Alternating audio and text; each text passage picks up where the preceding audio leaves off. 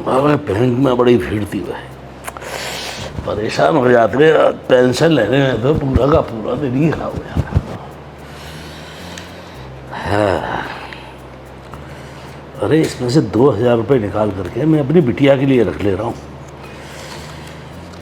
जब वो आएगी तो उसके काम में आ जाएंगे।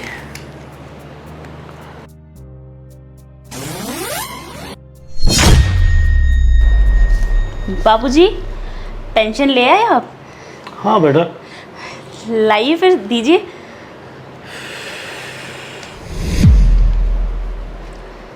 लो, गिन लेना। मैं गिन लेती हूँ।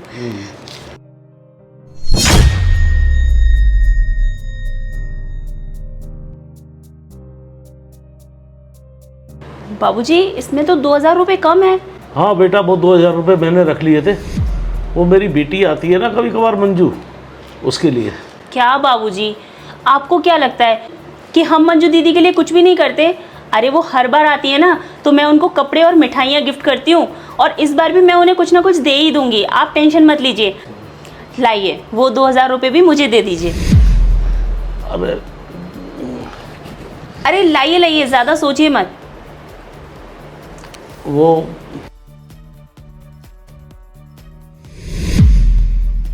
चलिए आप बैठिए, मैं आपके लिए कुछ लाती हूँ।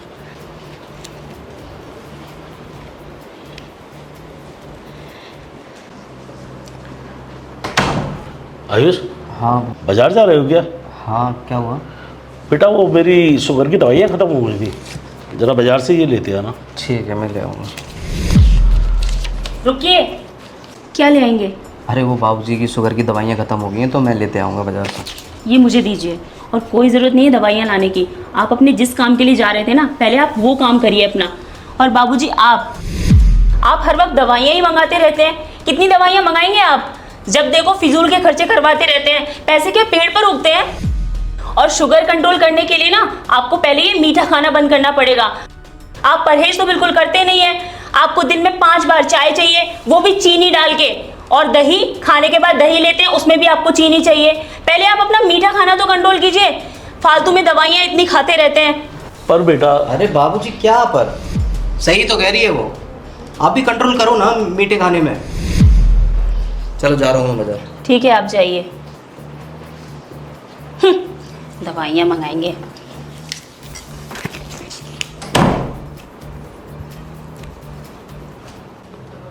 बहू, बहू जी? बेटा, मेरा कुछ हल्का खाने का मन कर रहा है, खिचड़ी बना दोगे? अच्छा, अब आपके लिए मैं खिचड़ी बनाऊं अलग से? मैं खाना बना चुकी हूँ। और आपको क्या लगता है कि राशन फ्री में आता है? देखिए, जो बन चुका है ना वही आपको खाना पड़ेगा। और वैसे भी आज मैंने उनकी पसंद का खाना बनाया है, तो आप चुपचाप वही खा लीजिएगा, कोई खिचड़ी नहीं बनेगी। लेकिन बस।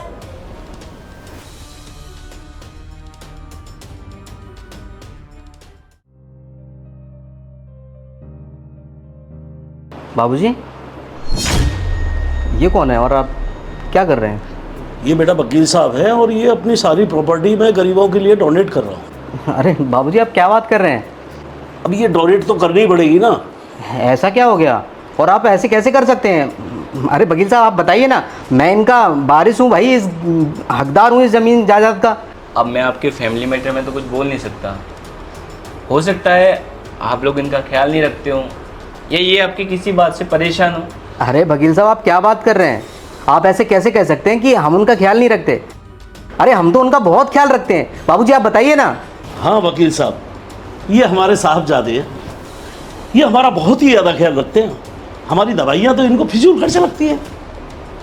और ये हमारी बहू रानी, हमारा कभी इच्छा कर रही हो कुछ हल्का खाने के लिए तो कहती हैं पैसे पेड़ पे नहीं उगते, फिजूल खर्ची है। ये बताएंगे वकील साहब हमें कि पैसे कहाँ से आते हैं। और ये नालायक यहाँ खड़ा खड़ा सुनता रहता है। बहुत प्यार करते हैं वकील साहब, आप मत पूछिए। और वकील साहब, 1 तारीख को तो इनका प्यार इतना बढ़ जाता है कि मुझसे संभाला ही नहीं जाता। पता है क्यों? 1 तारीख को मुझे पेंशन जो मिलती है, और इधर पेंशन के पैसे लिए और उसके बाद इनका प्यार रफू चक्कर। वकील साहब, ये बहू तो खैर पराए घर की बेटी है, पर ये नालायक तो मेरा खुद का अपना खून है। और मैंने इसके लिए क्या नहीं किया। मेरे जब जूते फट जाते थे तो मैं अपने लिए जूते नहीं लेके आता था, मगर इसके लिए जूते लेके आता था। और ये नालायक, ये जरा भी कुछ कहे तो इसी के हाँ में हाँ मिलाता है।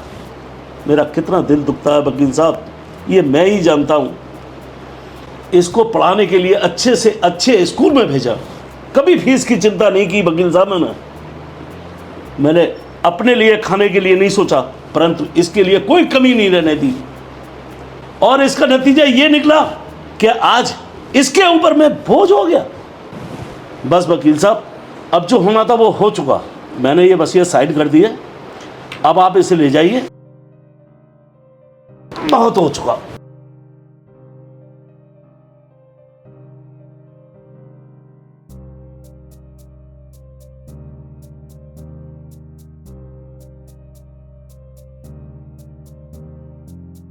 अब क्या करेंगे हम लोग?